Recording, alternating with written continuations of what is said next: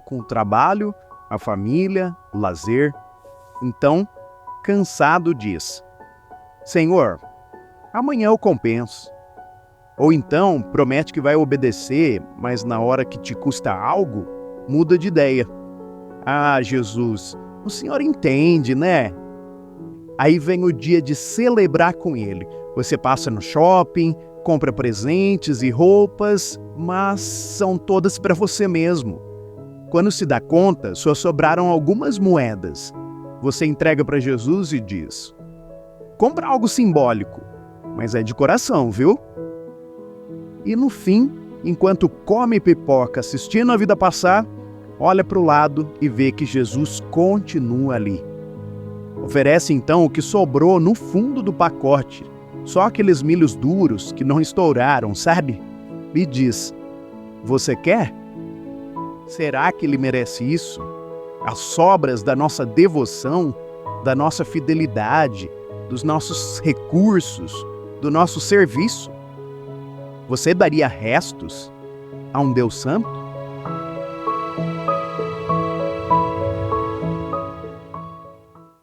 Eu quero convidar você a abrir sua Bíblia comigo ou ligá-la em Malaquias capítulo 3. Se você ligar a sua Bíblia, eu quero incentivar você a deixá-la no modo avião, para você não ser interrompido por aquelas mensagenzinhas que vão chegando e pode distrair você, ok? Malaquias capítulo 3, nós vamos olhar a partir do versículo 13. Se você está com a sua Bíblia física, Malaquias é o último livro do Antigo Testamento, tá bom? Então, se você abrir a Bíblia no Novo Testamento, basta você pegar a esquerda e reto que você chega em Malaquias. Se você abrir em algum livro do Antigo Testamento, que não é Malaquias, você pega a direita e você vai chegar lá também, tá bom? Ok. Pai, em nome de Jesus, eu quero te agradecer por esse tempo que nós estamos tendo juntos aqui. Obrigado por aquilo que está no teu coração e que tem sido derramado no nosso coração. Obrigado por aquilo que o Senhor tem compartilhado conosco já aqui.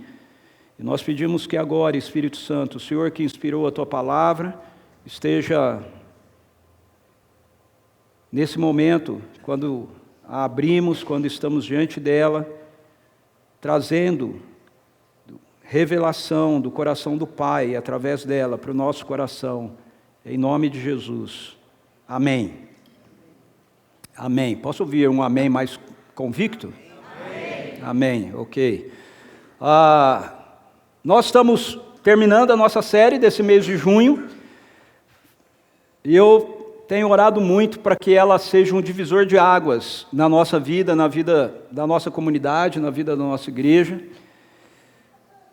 na expectativa realmente da gente pensar naquilo que a gente tem ofertado da nossa parte ao Senhor, da nossa vida ao Senhor. Ele não merece, de forma alguma, as nossas sobras. E hoje eu quero falar com você a respeito de nós não darmos das sobras do nosso serviço a Ele. A palavra serviço, na Bíblia, ela está relacionada a 3 conceitos diferentes. Ela se relaciona ao conceito de adoração, ela se relaciona ao conceito de ajuda, e ela se relaciona ao conceito do trabalho, ou ministério, propriamente dito. Okay? Que são palavras, na Bíblia não existe essa diferença, às vezes a gente faz, no nosso contexto, né, a gente se refere ao trabalho e nossa atividade profissional fora do contexto, né, da vida comunitária, eclesiástica, da vida da igreja, e a gente fala de ministério do nosso trabalho que está envolvido com a vida da igreja, mas a Bíblia não faz essa diferença. Ministério é aquilo que você está exercendo em serviço, okay? Em trabalho que redunda em algo em favor de outras pessoas. Na nossa língua, né, no português, a gente usa a expressão para esse encontro que nós temos aqui, culto, ok? Em inglês, você tem o service, ok? Que é a palavra para o culto, ok? Que está relacionado justamente a isso, né? Ao serviço, certo? A essa consciência de que o culto é um serviço que nós estamos prestando a Deus. Então, Serviço está dimensionado nas Escrituras através dessas três perspectivas. Se nós olharmos para isso assim, então nós podemos pensar, quando nós falamos em serviço, da seguinte forma: o serviço tem a ver com nós servirmos a Deus, o serviço tem a ver com nós servirmos aos outros, a ajuda, e o serviço tem a ver com nós servirmos uns aos outros, ok? Aquilo que você faz por alguém e aquilo que você recebe de alguém. Quando a Bíblia fala sobre servir a Deus, ela relacionando isso ao culto, ela está falando desse momento que nós fizemos aqui comunitariamente, ou daquele momento que a gente tem pessoalmente, individualmente, na nossa casa. Quando ela fala a respeito de servirmos aos outros, ela está se referindo ao socorro que nós damos a alguém. Uma pessoa necessitada, uma pessoa que está precisando de ajuda, auxílio, seja material, financeiro, de conselho, oração, ok? Está relacionado a essa perspectiva. Geralmente, uma palavra que você tem lá nas Escrituras para isso é diaconia, ok? E quando a Bíblia ela se refere a servir um ao outro, ela está falando a respeito, principalmente nas Escrituras, desse contexto da igreja, onde nós estamos, através dos nossos dons, dos nossos talentos na nossa vida, abençoando a vida de um irmão, e o irmão está abençoando a nossa vida também, e como igreja juntos nós estamos, de alguma forma, estendendo isso através do nosso dia a dia, em testemunho, no ambiente do nosso trabalho, da nossa casa, dos nossos parentes, da vizinhança e etc. Jesus, ele diz para a gente que ninguém pode servir a dois senhores. Ninguém pode servir a dois senhores. Ele diz: pois odiará um e amará o outro, ou se dedicará a um e desprezará o outro. Vocês não podem servir a Deus e as riquezas. Mas veja, se o conceito de serviço na Bíblia, ela passa por essas três dimensões que eu acabei de citar aqui, como é que nós não podemos servir a dois senhores? Como é que a gente não pode servir a dois senhores? Se ela passa por dimensões diferentes. Obviamente, isso não se refere ao que nós estamos fazendo, mas isso se refere à dimensão da nossa motivação. Ou seja, com o nosso serviço, nós servimos a Deus, servimos as pessoas que estão lá fora, servimos uns aos outros, mas o ponto que Jesus está colocando aqui, quando ele fala sobre nós não podermos servir a dois senhores, é o motivo que nos leva a servir. O que nos motiva, ok, a servir? O que me leva a fazer aquilo que eu faço? Eu posso ser motivado por mamon, eu posso ser motivado pela ganância, ou eu posso ser motivado pelo meu amor a Deus. É interessante que às vezes a gente fala sobre, vamos usar como exemplo o contexto da adoração, o contexto da adoração comunitária, do culto comunitário. Às vezes nós falamos, no trabalho, a gente tem pontualidade, a gente tem que chegar na hora, a gente tem que ficar até o final do expediente, né, e etc., porque, afinal de contas, a gente ganha para isso. Mas a gente não percebe que quando a gente diz isso, no que diz respeito a justificar nós não termos essa mesma dinâmica no contexto do serviço a Deus, em adoração, nós estamos dizendo, então, que mamon, o dinheiro, vale para nós mais do que Deus. Faz sentido?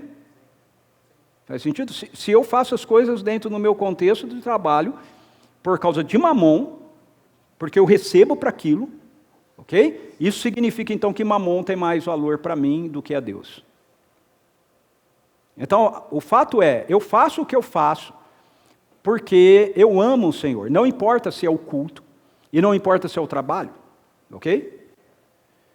Não é por causa que você recebe, pelo menos não deveria ser, não é por causa do que você recebe, não é por causa do dinheiro que você precisa ter o compromisso que você tem com relação à sua rotina de trabalho. E também não é por causa do dinheiro, e isso é mais claro com relação aqui, porque ninguém ganha para vir aqui, né? Que nós deveríamos ser a motivação para fazer as coisas que nós fazemos aqui, ou que nós servimos aqui. Isso nas Escrituras é mais fácil ser compreendido, porque no nosso contexto hoje a gente recebe para fazer as coisas que a gente faz, mas no contexto em que as Escrituras é escrita, muitas pessoas que serviam porque eram escravas, elas não recebiam nada. Elas faziam isso por causa do seu Senhor. Então, conforme o ensino bíblico, na verdade, tudo o que nós fazemos deveria ser feito como uma expressão da nossa adoração, ou seja, do nosso serviço ao próprio Deus. O apóstolo Paulo, agora sim, diz em 1 Coríntios 10, 31, assim, quer vocês comam, quer bebam, quer façam qualquer outra coisa, façam tudo para a glória de Deus. Não só vocês cantem, não só vocês orem, não só vocês leiam a Bíblia, mas quer vocês comam, quer vocês bebam, quer você treine, okay? Quer você namore, quer você gaste um tempo com o seu lazer, seja lá o que você for fazer, você deve fazer dentro da mesma dimensão daquilo que nós estamos fazendo aqui, essa manhã.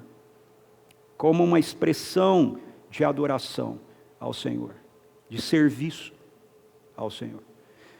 Então, o texto de Malaquias, ele termina com uma sessão onde Deus, ele contesta o povo de Israel, porque eles estão dando a ele as sobras do seu serviço.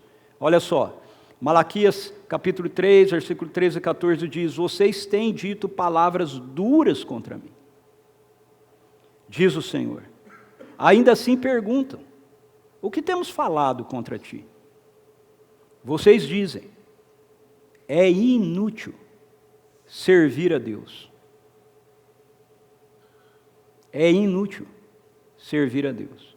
O que ganhamos quando obedecemos aos seus preceitos e ficamos nos lamentando diante do Senhor dos Exércitos? O que ganhamos quando, num domingo de manhã, a gente vem para um lugar como esse, ou à noite? O que ganhamos quando, durante a semana, vamos a um grupo de conexão? O que ganhamos quando a gente vem participar de uma sala de oração? O que ganhamos? Ou seja, qual é a dimensão daquilo que vem para nós? Israel está com a sua mente voltada, mais uma vez, para essa perspectiva daquilo que eles esperavam receber da parte de Deus, e não daquilo que eles deveriam ofertar a Deus.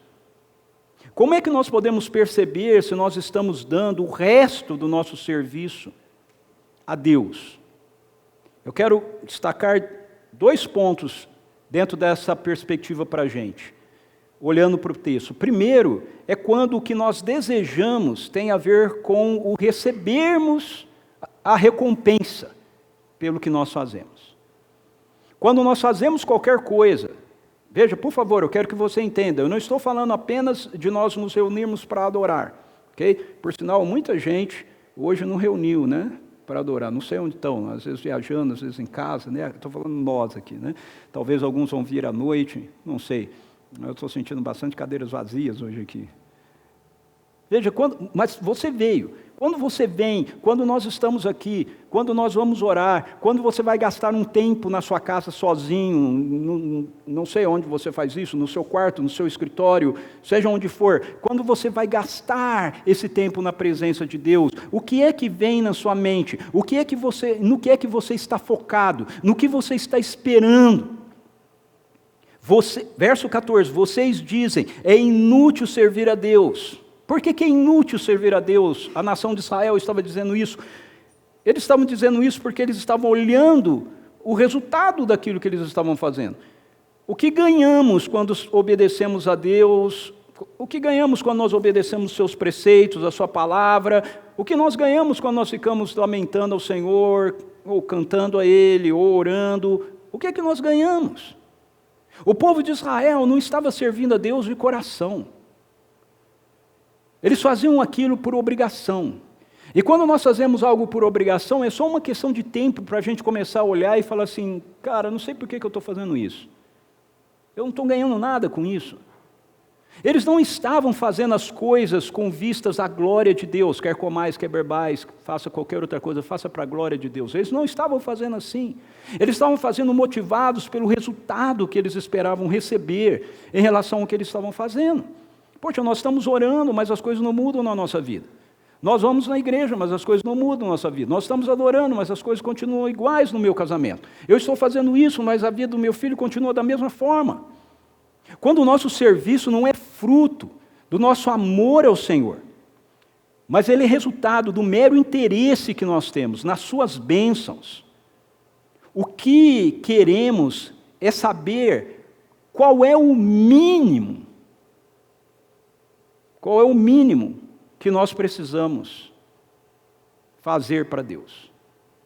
Qual é o mínimo que nós precisamos fazer que vá garantir para a gente a bênção?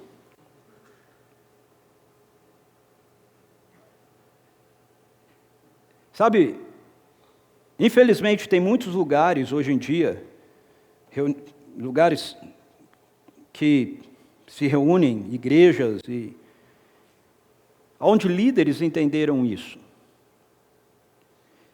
E por saberem isso, o que eles fazem é criar um sistema de manipulação para fazer com que as pessoas continuem.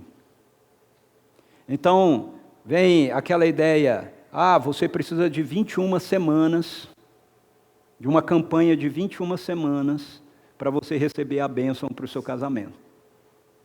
Aí você sai daquele negócio, você precisa agora de um jejum de 40 dias, para que os seus negócios vão para frente. Sabe? E as pessoas vêm. Por que esses líderes fazem essas coisas assim? É uma pergunta. E a outra é, por que as pessoas vêm? Veja, os dois estão sendo motivados pela mesma coisa. Um descobriu que se eu fizer isso assim, eu faço com que as pessoas venham. Eu as prendo, né, num processo. E a outra as pessoas que respondem a isso, elas não estão com o coração delas tomados de devoção, paixão, anseio, prioridade ao Senhor. O que elas estão em busca é o mínimo denominador comum. Com 40 dias, se eu fizer isso, a coisa resolve? Resolve. Beleza, então eu vou lá e faço. Precisa mais aquilo? Ok. Percebe? E há algumas questões que são mais sutis para a gente. Por exemplo, às vezes eu ouço as pessoas vêm em mim e me perguntam, se eu fizer tal coisa assim, isso é pecado? Não é? Se eu agir de tal maneira, se eu fizer isso, se eu fizer aquilo, se eu for em tal lugar, isso é pecado? Veja, essa pergunta, ela parece ser uma pergunta que está sendo feita por nós, porque nós não queremos pecar, né, contra o Senhor. Mas na verdade, essa pergunta, ela expressa, sabe o quê? Esse mínimo denominador comum. O que a pessoa quer saber é, até onde eu posso fazer determinada coisa que vai estar tudo certo, que não vai interferir na minha vida. Porque a pergunta que nós deveríamos fazer é, como eu posso ir mais fundo no meu relacionamento com Deus? Como eu posso expressar de uma forma mais intensa a minha devoção por Ele, o meu amor por Ele, o meu reconhecimento de quem Ele é, para mim? Sabe, se nós não carregamos isso no nosso coração, nós podemos ter um momento como nós tivemos aqui de adoração, e nós podemos cantar coisas impressionantes para Ele, mas se a gente sair daqui sem isso no nosso coração, isso vai ter sido um momento que foi intenso, bacana e poderoso, mas que ficou aqui. Não mudou nada na vida da gente quando a gente sai daqui. A verdadeira transformação, ela vem por essa perspectiva de que o meu coração, sabe, anseia glorificar a Deus em tudo que eu realizo, em tudo que eu faço, em todo o meu serviço. A proposta da espiritualidade bíblica é: ame o Senhor. Então a nossa pergunta deveria ser: o que eu posso fazer para amar mais o Senhor? Se essa é a perspectiva, pergunto para Jesus: qual é o maior mandamento? Ele diz: o maior mandamento é esse: eu ouço Israel, ame o Senhor seu Deus de todo o teu coração, toda a tua força, todo o teu entendimento. Se esse é o maior mandamento, então a nossa pergunta não deveria ser: fazer isso é pecado? A minha pergunta deveria ser: como eu faço para amar a Deus de forma mais intensa? Essa tem que ser a minha pergunta. Essa precisa ser a nosso anseio. Porque essa é a proposta. Como eu faço para expressar isso no meu ambiente de trabalho, quando eu estou junto adorando, como nós acabamos de fazer aqui, mas também no meu ambiente de trabalho, na minha casa, na criação dos meus filhos, e etc.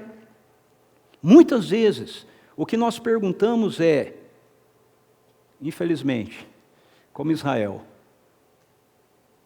mas o que eu ganho com isso?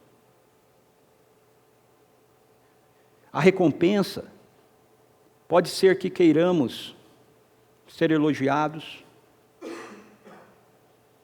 pode ser que queiramos ser reconhecidos,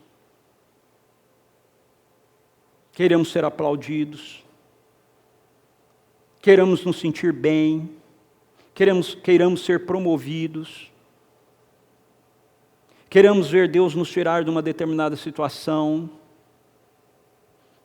Ontem eu assisti com meu filho, o Yuri, 5 episódios do The Chosen, o novo. Aí terminou, eu falei para ele: vamos assistir amanhã de novo? Ele falou: mas os mesmos? Eu falei: os mesmos. Sabe, tem uma parte, eles estão celebrando a Páscoa, né? E eles começam a dizer as coisas que Deus fez. É muito, muito interessante isso. Eu confesso que eu não conhecia isso dentro da cultura judaica, e achei muito interessante. Eles fazem frases: se o Senhor tivesse nos tirado do Egito e não tivesse mandado as pragas contra os egípcios, seria suficiente. E eles vão falando coisas assim, e sempre terminam com essa expressão: seria suficiente. Se o Senhor te desse da presença dEle, do amor dEle, e não tirasse você da situação em que você se encontra, você diria: seria suficiente? Entende? Esse é o ponto. Esse é o ponto. Jesus diz que se é isso que nós estamos buscando, nós estamos servindo restos ao Deus Santo. Se o que nós estamos buscando é meramente a bênção, se nós estamos buscando é meramente o resultado, se nós estamos buscando, seja ele qual for, ok? Veja, por favor, entenda, eu não estou dizendo que Deus não tenha prazer no coração dele de nos abençoar. Ele tem, e ele faz isso. Mas eu estou dizendo que o nosso alvo não pode ser esse. Seja a dimensão que for. Jesus diz que se nós vivemos em busca dessa realidade, alguém mexe ali por mim que travou.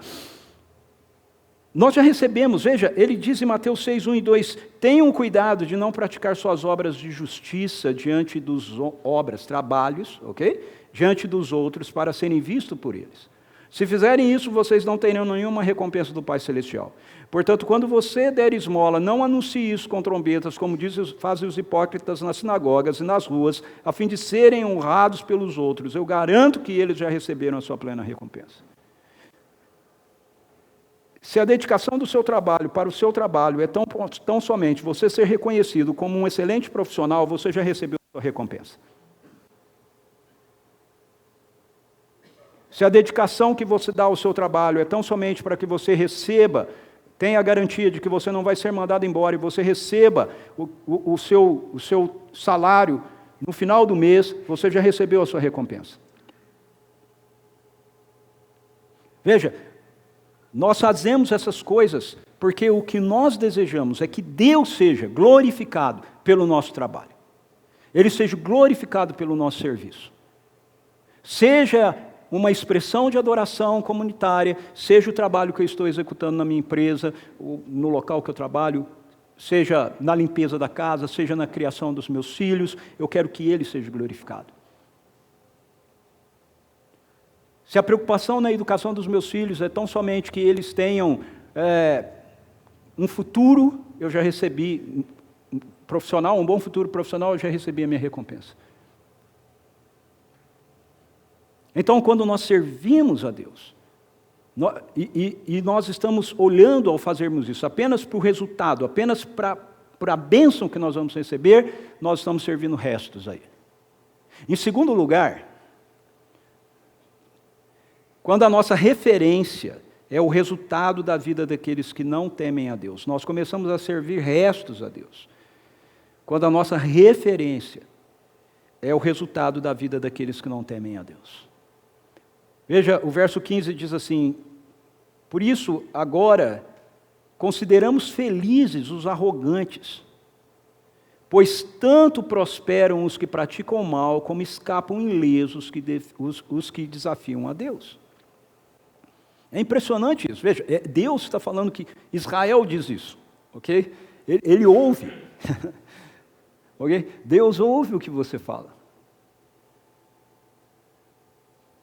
E você não precisa falar nem em voz audível, porque Ele ouve se você pensar. Okay? Ele ouve o que está no seu coração, Ele ouve a sua motivação. E Ele está falando isso de Israel. Ele falou, as suas palavras estão me ferindo, as suas palavras estão me magoando. Mas o que a gente fala que fere o Senhor? O que a gente fala que magoa o Senhor? E Ele está dizendo o que eles falam. E uma das coisas que eles falam, de acordo com Malaquias aqui, é isso. Por isso consideramos felizes os arrogantes. Consideramos felizes os arrogantes. Agora isso é muito interessante, sabe por quê? Porque a Bíblia diz que Deus resiste aos arrogantes. A Bíblia diz que Deus resiste ao soberbo. Você sabia disso? A única realidade que exerce resistência à graça de Deus é a arrogância espiritual. A graça de Deus, ela é irresistível da parte de Deus para nós. Mas Ele pode nos resistir em relação à graça dele. E quando Ele resiste? Diz Tiago, citando Provérbios 3:34, no capítulo 4, versículo 6, Tiago diz assim: mas Ele nos concede graça maior. Por isso diz a Escritura, Deus se opõe aos orgulhosos, mas concede graça aos humildes. O que significa Deus se opor aos orgulhosos? Significa que Ele não libera a graça dEle para os orgulhosos. Ele não libera a graça dEle para os soberbos. Então não é que nós temos um poder para resistir à graça de Deus, mas é que a atitude de soberba e arrogância da nossa parte faz com que Ele barre a graça dEle para com a nossa vida. Agora o povo de Israel está nessa loucura, admirando os soberbos. Nós damos a sobra do nosso serviço a Deus. Então, quando nós começamos a achar que o estilo de vida daqueles que estão ao nosso redor e que não temem ao Senhor é mais prazeroso, é mais vantajoso do que aquilo que o Senhor nos diz na sua palavra, do que a direção que Ele nos dá através do livro. Assim, não é que nós deixamos de servir ao Senhor, mas é que nós começamos a pensar que o mínimo que nós fazemos é suficiente.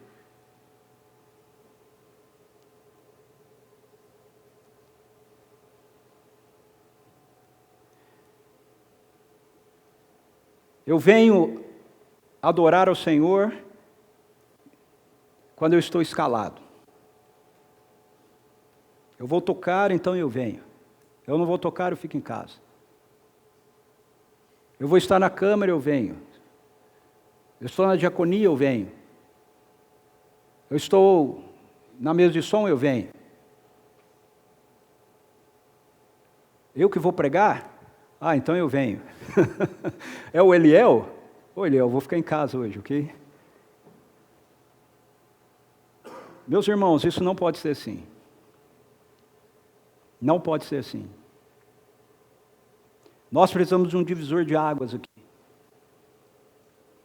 Nós precisamos começar a levar a sério a maneira que nós lidamos com Deus. Em relação ao que nós fazemos lá fora, no nosso trabalho, na nossa empresa, na nossa casa, mas também com relação ao que nós fazemos aqui, nesse lugar, quando nós nos reunimos para adorar. Sabe, desculpas nós vamos ter sempre.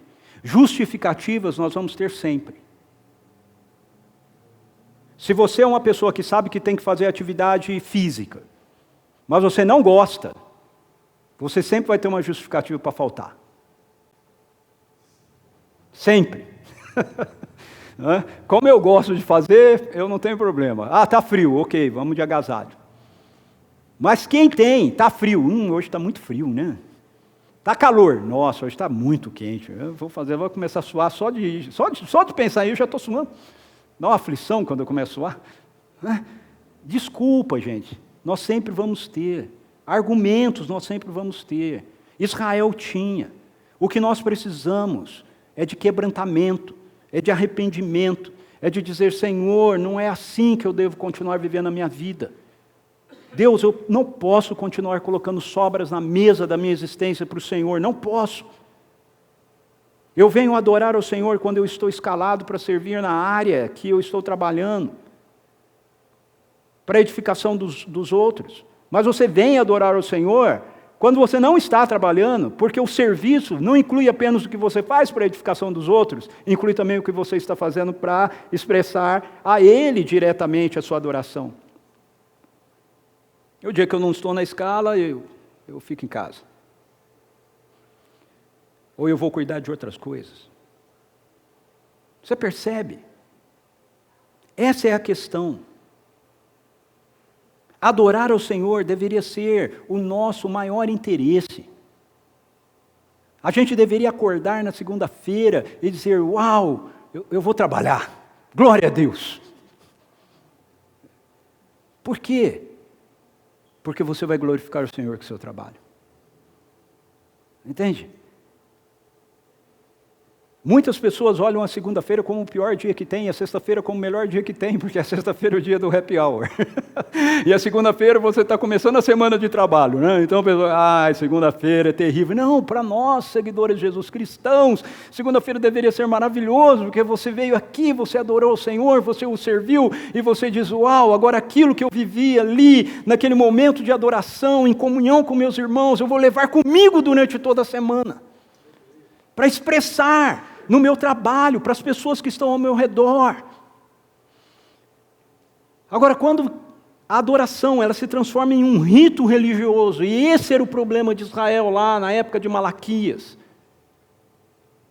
ela não tem apelo nem apego ao nosso coração.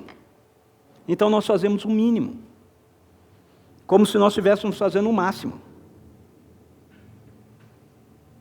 Lembre-se que o serviço que nós damos a Deus não está circunscrito ao que nós fazemos aqui, em termos de nossas atividades comunitárias. Vai além daqui, mas não pode ficar aquém daqui. Aquilo que nós fazemos, no que nós chamamos de domingo, o dia do Senhor, em adoração a Ele, deveria influenciar o restante da nossa semana, ok? Deveria influenciar como trabalhamos, como educamos nossos filhos, como nos relacionamos com o nosso cônjuge, como tratamos as pessoas no nosso dia a dia, como nós servimos aos outros, como nós lidamos com os nossos clientes, como nós lidamos com os nossos fornecedores, como nós testemunhamos o Evangelho nas diversas oportunidades que nós temos, como nós despendemos dos nossos recursos. Satanás ele é muito astuto, muito sutil. Sabe o que ele fez? Eu sou de uma geração assim, ok? Eu faço parte de uma geração onde as coisas com relação a Deus eram concentradas no domingo. Havia uma dicotomização. as coisas na igreja não eram as coisas para o Senhor, e as coisas durante a semana não eram as coisas do mundo. E eu sou de uma geração, quando eu falo que sou uma geração assim, eu cresci, certo? Eu era adolescente, que nem aí o Vinícius e tudo mais, eu venho dentro dessa geração, e a minha geração foi uma geração que lutou para quebrar isso, para mostrar assim, gente, todos os dias são iguais para Deus. Aí o que Satanás fez? Fez o domingo ficar igual a segunda-feira, a terça-feira, a quarta-feira, a quinta-feira. Então hoje, um monte de cristãos lidam com o domingo, lidam com o dia do Senhor, com descaso, porque é mais um dia, como qualquer outro. Não, quando a minha geração lutou por isso, era o contrário. O que a gente queria era entender que a segunda, a terça, a quarta, a quinta, a sexta, ela deveria ser vivida da maneira que nós vivemos o domingo, não era o contrário. Não é vamos tornar o domingo a terça-feira. Não! Então isso é uma realidade que nós precisamos resgatar. Em nome de Jesus. Opa, isso aqui é de vidro. Ok? Bom, eu quero terminar hoje, a mensagem de hoje, e terminar a série. Tá? Precisa mexer de novo aí, gente. Não sei o que está acontecendo aqui. O livro de Malaquias, ele é um livro confrontador, mas ele termina de uma forma maravilhosa. Ele termina de uma forma maravilhosa. Por quê? Porque ele termina falando daqueles que não dão as sobras. Ele termina falando dos que não dão as sobras. Olha que lindo isso. Depois, aqueles que temiam o Senhor conversavam uns com os outros. E o Senhor os ouviu com atenção.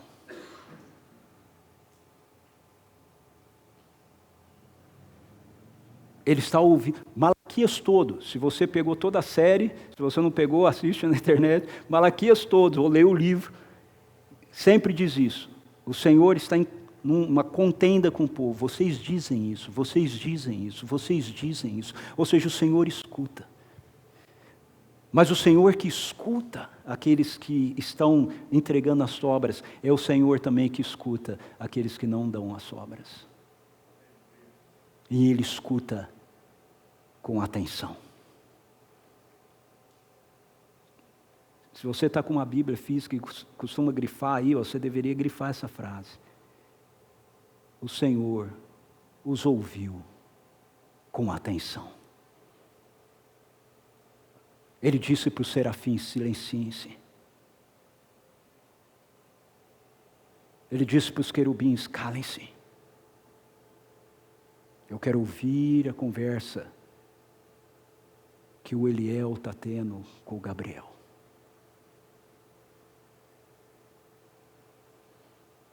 Eu quero ouvir a conversa que o Ricardo e a Suzy estão tendo ali, antes deles dormirem. Eu quero ouvir a conversa. Porque essas pessoas não me dão sobras. Eu quero ouvir a conversa desse povo que se reúne naquele lugar que eles chamam de CPV. Eu quero ouvir a conversa deles. Eu quero prestar atenção. O Senhor ouve com atenção. E faz mais. Ele toma nota. Ele anota num livro que está na sua presença. Foi escrito um livro como memorial na sua presença acerca daqueles que temiam o Senhor e honravam o seu nome. Há um livro sobre você, sobre mim, sobre nós, se nós o honramos, se nós não servimos restos ao Deus Santo. Ele tem lá escrito.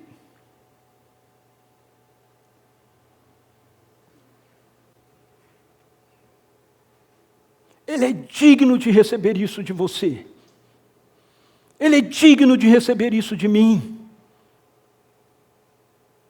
Porque Ele subiu naquela cruz e Ele deu toda a vida dele por mim e por você. Ele deixou vazar até a última gota do sangue dele por mim e por você. Ele fez isso pela igreja, pela sua noiva. Aqueles que não o conhecem, aqueles que não o entendem, não o temem.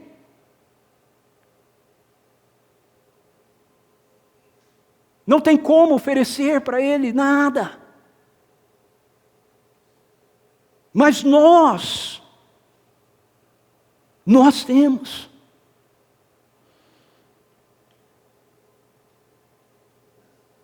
Olha que lindo isso. Não acabou. Sobre você, sobre aqueles que o temem, é dito, no dia em que eu agir, o Senhor que está falando, no dia em que eu agir, diz o Senhor dos Exércitos, eles serão o meu tesouro pessoal.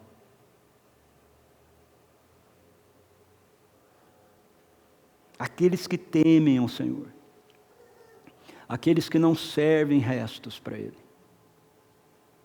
Ele tem como uma joia preciosa. Sabe como Ele mostra isso no Antigo Testamento? Na estola sacerdotal, haviam 12 pedras preciosas. Cada pedra representava uma tribo de Israel. O que Ele está dizendo? Vocês são preciosos, vocês são como uma joia para mim. E aqui Ele está dizendo que Ele tem cada um de nós, que não servimos restos para Ele, que o tememos como uma joia preciosa, guardada para Ele. Ele tem um porta-joias. E nós somos as suas joias depositadas ali. Mas não acabou. Ele diz, eu terei compaixão deles, como um pai tem compaixão do filho que lhe obedece.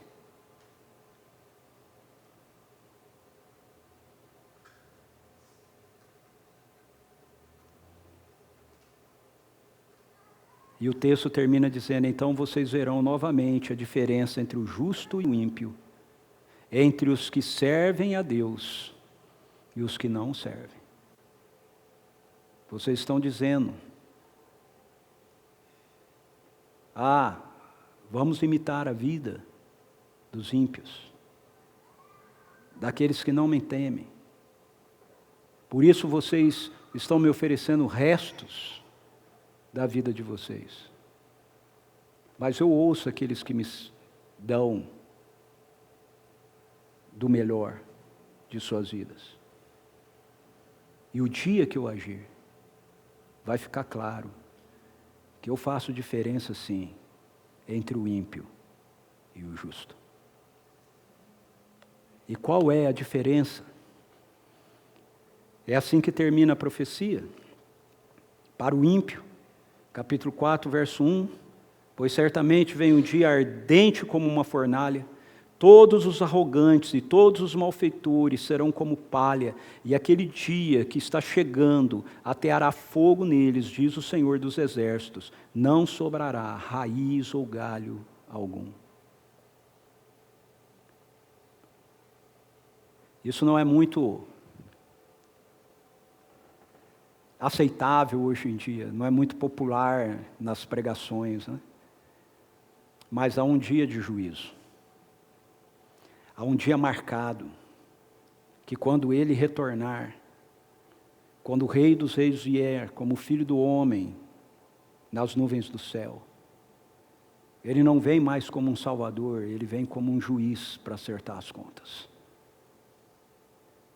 E Ele diz, há juízo da minha parte, para todos aqueles que me desonraram, para todos aqueles que não me reconheceram como Senhor e Salvador, que não deram a sua vida como um sacrifício vivo, santo e agradável a mim.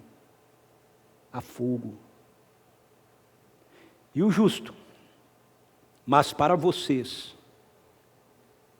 que reverenciam o meu nome, o sol da justiça se levantará, trazendo a cura em suas asas. E vocês sairão e saltarão como bezerros soltos do curral. Que imagem, né? Bezerrinho preso lá, e você solta ele no campo, ele sai pulando que nem... Ele está dizendo, vale a pena, porque quando o meu reino chegar na sua plenitude, nenhuma enfermidade mais existirá. Vocês serão plenamente livres e tomados completamente de alegria. Depois vocês esmagarão os ímpios, que serão como um pó sob as solas dos seus pés, no dia em que eu agir, diz o Senhor dos Exércitos. Se você sabe que isso é assim, então o que você tem que fazer?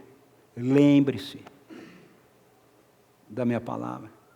Lembre-se, no caso deles, da lei de Moisés. No nosso caso, lembre-se das Escrituras. Lembre-se de que Jesus disse, os meus mandamentos não são pesados. Lembre-se que Ele diz, aquele que me ama é aquele que obedece a minha palavra. Lembre-se disso. Lembre-se de guardar no seu coração a sua palavra. Lembre-se de viver de conformidade com aquilo que nos é revelado nesse livro aqui. Lembre-se disso. Lembre-se dos decretos e das ordenanças que lhe dei.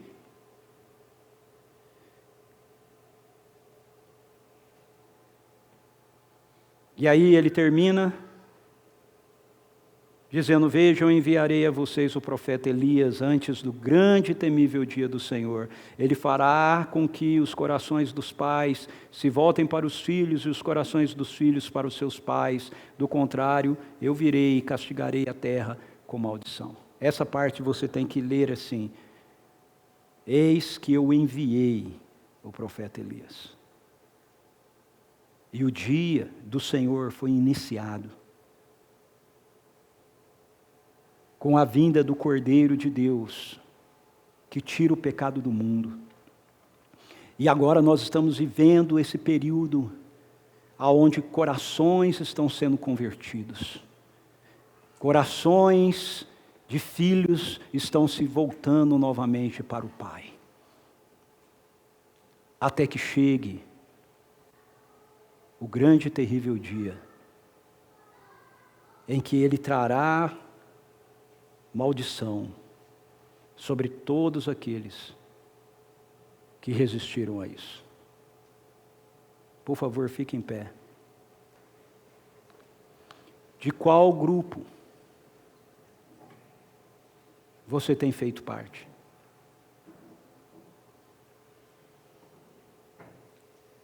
Você que nos acompanha através da internet, de qual grupo você tem feito parte?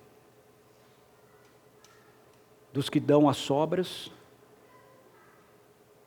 Dos que servem restos da sua devoção, da sua fidelidade, dos seus recursos, do seu serviço? Ou dos que são vistos por Ele como um memorial, porque foram alcançados pela justiça do Senhor e o temem de todo o seu coração. Mas como nós estamos nessa era, entre a primeira e a segunda vinda, essa era da graça, há uma outra pergunta que a gente pode fazer aqui. De qual grupo você quer fazer parte? Porque talvez a gente olhe e a gente pense, puxa vida, eu não estou bem nesse segundo grupo não. Hoje é tempo oportuno da salvação. Hoje é tempo oportuno de cura, a cura nas asas do Senhor. Essa manhã, para nós. Restauração para o nosso coração. É uma manhã onde a gente pode terminar o nosso mês, a nossa série, dizendo, Senhor, eu quero restaurar esse negócio aqui na minha vida com o Senhor. Eu quero seguir como aqueles que dão o melhor, que não dão sobras para Ti. Senhor, eu tenho procurado fazer isso. Eu quero que o Senhor me dê graça para que eu continue fazendo. Talvez essa seja a sua oração essa manhã. Mas talvez a sua oração essa manhã tenha que ser: Senhor, muitas vezes eu tenho dado ao Senhor migalhas. Mas essa manhã eu quero dizer para o Senhor: eu quero te servir do meu melhor. Eu quero terminar, preciso terminar, orando com você, orando junto com você. Então, se o Reis quiser tocar alguma coisa aqui, enquanto ele toca, eu convido você a sair do seu lugar e a vir orar comigo aqui à frente. Eu estou aqui, eu estou dizendo para ele: Deus, eu não quero dar sobras para o Senhor, eu quero servir do melhor da minha vida, da minha casa, da minha força, da minha energia, do meu tempo, do meu anseio, em adoração a Ti, Senhor. E você?